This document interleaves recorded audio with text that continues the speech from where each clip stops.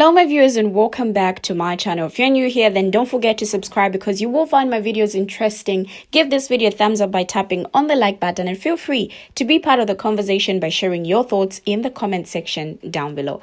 Now I welcome you to an unforgettable tale of food, friendship and culture clash. In this video, we're taking a look into the story of a palm color man who experienced his very first cookout hosted by his black friend. Now he shares his first time cookout experience that will leave you laughing and nodding. From served food to food coma, a journey of discovery and delight. Meet the man who dared to venture into the unknown and found a sense of belonging, a sense of community. So stay tuned as we discover how this cookout not only filled his stomach but also his heart, and why he's already looking forward to the next one. So get ready for a story that's both hilarious and heartwarming. Let's get into the video. I will be right back.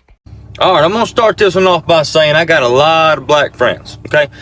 Most of them I got through playing football. They were my teammates. We've been to war together on the football field, love them to death. Now, with that being said, ever since I have had said friends, they have told me that I have a bad habit of putting them in white people positions. I do not fully understand what they mean, but they gave me the reference of like passing a cop on a 2-lane road because he's going underneath the speed limit. Apparently they ain't supposed to do that. It makes them nervous.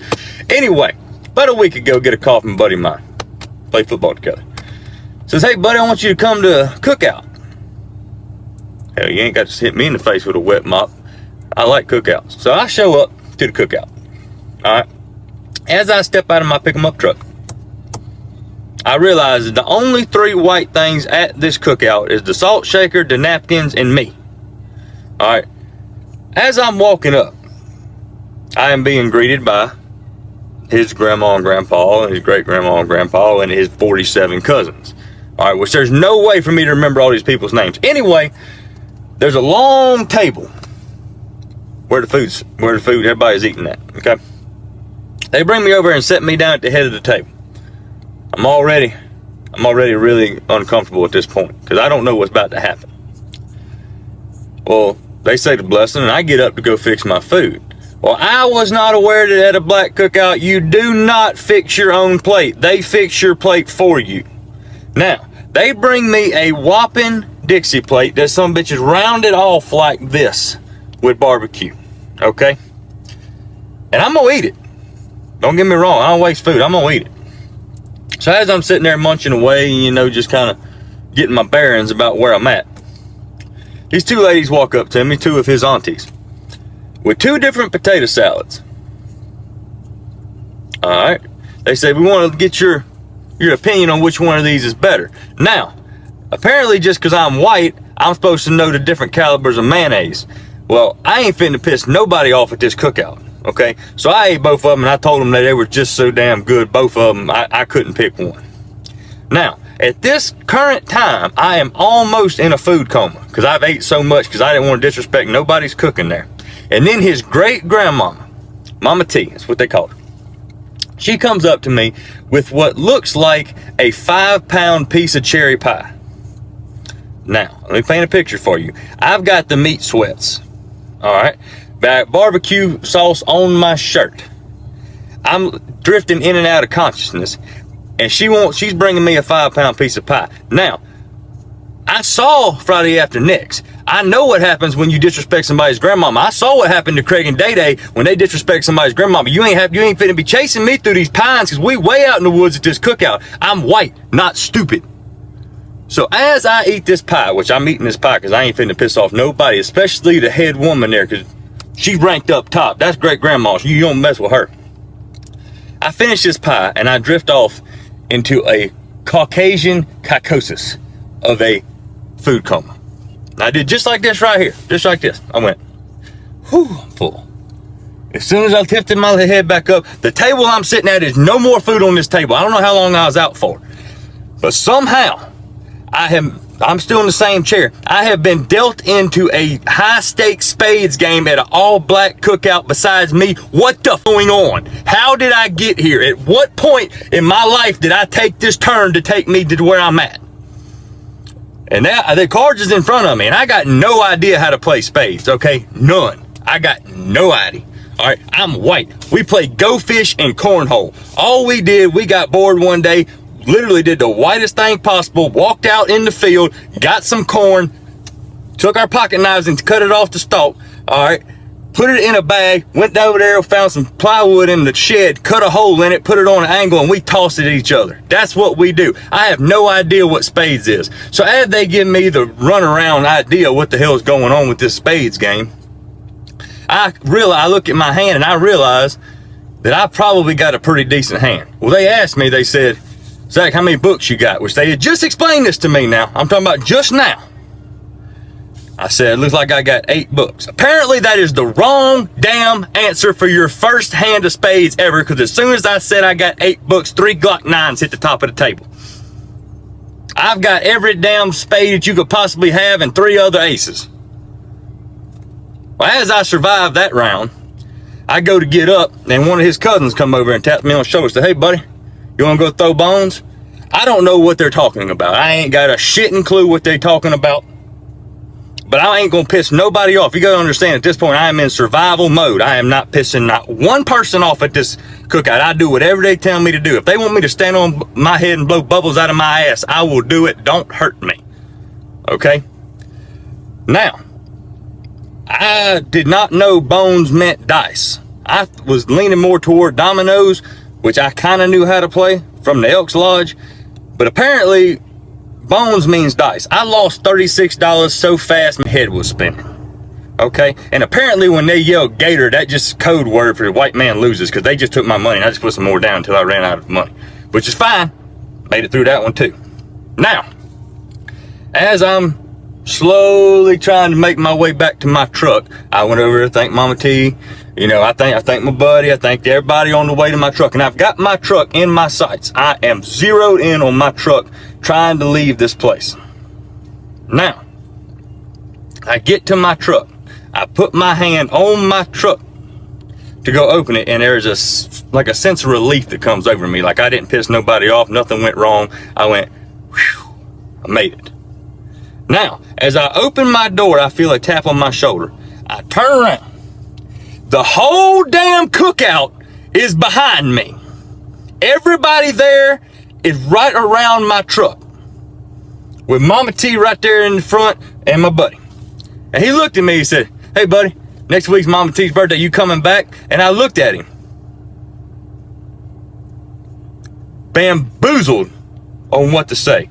And the only thing I could come up with was, you damn right I'm coming back, because that's the best damn barbecue I've ever had in my life. I don't know if you've ever been to All Black Cookout, but I'm going to tell you something. If you get the invitation, you better take that shit, because that is the best food you ever going to get and the nicest damn people. I was scared shitless. I ain't going to lie. I'm a big guy.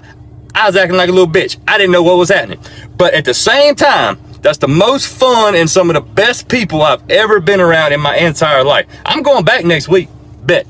I told him, I said, y'all need me to bring something like some ice, because I ain't trying to cook with y'all. Y'all want some ice? Or like some, you want me to go get my little cousin Kyle that wears monster hats and shit and bring him? You know, so he'll feel at home. He got wife beaters and stuff. What y'all need? They told me I couldn't bring nothing but myself, me, and I, which I will be there. Now, we all know that being invited to a cookout when you're a palm color person can carry significant meaning. In many cases, when a palm color person receives an invitation, it's often because they are seen as an ally, someone who understands and respects issues of artisanship and is actively working to challenge and deconstruct biases. Not every palm color person gets this opportunity, and we know this. It's usually reserved for those who have demonstrated trust and a genuine commitment to building meaningful relationships across cultural lines. So if you find yourself invited to such an event, it's a testament to the trust and respect you've earned. Now, in this video, it's clear that this man's enjoyment of the cookout was more than just a taste sensation. It was a culinary awakening, as he discovered Black cuisine is renowned for its rich flavors and impeccable seasoning, making it unforgettable for anyone who tries it. Now, when people from outside the culture experience this level of deliciousness, it's no surprise they're hooked. The man's reaction, declaring it the best barbecue he's ever had, speaks volumes about the universal appeal of well-prepared soul food. It's almost as if once you've tasted it, there's no turning back. Like the food is not just a feast for the palate, it's an invitation to experience the warmth and hospitality that makes these gatherings so special. Now, just from his narration of the story, this guy had a culinary experience that has nothing short of epic. When he talks about his first cookout, you can practically hear his taste buds doing doing a happy dance. Like, he describes the food as the best barbecue he's ever had, which is no surprise considering the rich, well-seasoned flavors that define Black cuisine. Now, the man mentions going into a palm color coma of food, which humorously captures just how overwhelmed and satisfied he felt. What's even funnier is his relief at making it to his truck, only to be met by the whole Cookout crew waiting for him to invite him back. His reaction, "You damn right I'm coming," highlights how irresistible and enjoyable the food was. It's like he discovered a secret culinary club he never knew he needed. Now, the irresistible charm of well-seasoned soul food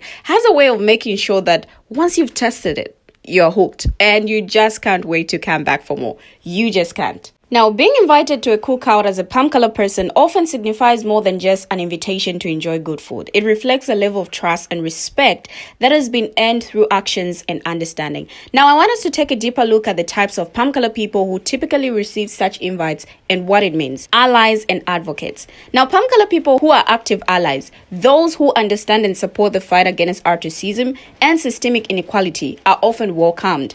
Their commitment to social justice and their efforts to confront and challenge racist behaviors and attitudes make them valuable friends in any community. Cultural appreciators. Now, those who genuinely appreciate and respect Black culture, traditions, and history, and who make an effort to learn and engage positively are often invited. This appreciation goes beyond superficial interest. It involves a deeper understanding and respect for cultural nuances. Trusted friends. Trust is a key factor, and invitations often go to palm color individuals who have demonstrated reliability and a respectful attitude in their interactions with Black friends and communities. Now, they've shown themselves to be people of integrity who can be counted on to honor and respect the space they are entering. Positive contributors, people who contribute positively to discussions about race and cultural exchange, are also valued. Now, this includes those who listen, learn, and participate in meaningful dialogue without appropriating or minimizing the experiences of others. Being invited to a cookout as a palm color person